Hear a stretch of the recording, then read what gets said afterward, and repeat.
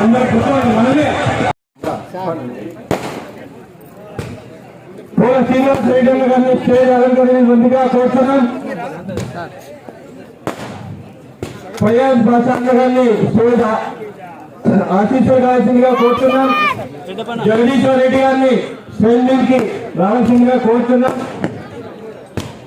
మండల convener YSRCP party Rangareddy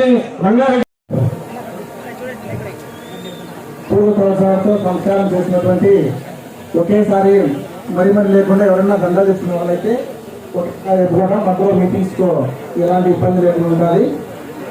ఒక 2 నిమిషాలు ఆ రెడీలో ఉన్న వాళ్ళతో ఫ్రెష్ వాళ్ళు మాత్రమే ఆనందించాము. అక్కడ ప్రధాన ఇంత ముందుకు వచ్చేది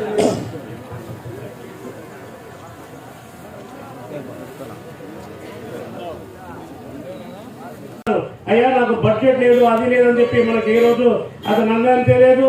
ప్రతి అక్కకు, ప్రతి అన్నకు, ప్రతి తాతకు అందరికి కూడా ఆయన ఖచ్చితంగా ఆయన ప్రతిఫలాలు మీకు ఇచ్చాడు.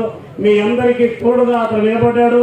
కాబట్టి ఆయనకు మనకు ఈరోజు జగన్మోహన్ రెడ్డి గారిని ముఖ్యమంత్రి చేసుకోవాలి అంటే ఖచ్చితంగా మన మక్బూలన్నని ఇక్కడ నుండి గెలిపిస్తేనే మన ముఖ్యమంత్రి జగన్మోహన్ రెడ్డి అవుతారు. కాబట్టి ఖచ్చితంగా మన జగన్మోహన్ రెడ్డి గారికి, మన మక్బూలన్నకి మనం ఖచ్చితంగా ఓటు వేసి మారు పేరు వైఎస్ఆర్ కుటుంబం ఏదైతే మేనిఫెస్టోలో చెప్పారో అవన్నీ కూడా తూచా తప్పకుండా నవరత్నాల రూపాల్లో జగన్మోహన్ రెడ్డి గారు మేనిఫెస్టోలో చెప్పారు. నవరత్నాల రూపంలో సంక్షేమ కార్యక్రమాలన్నీ కూడా ఈ 5 సంవత్సరాల్లో దళారీలు లేకోకుండా, మధ్యవర్తులు, బ్రోకర్లు లేకోకుండా డైరెక్ట్ గా ప్రజల ఖాతాలో చేర్చిన కనుక జగన్మోహన్ రెడ్డి గారికి దక్కుతుంది.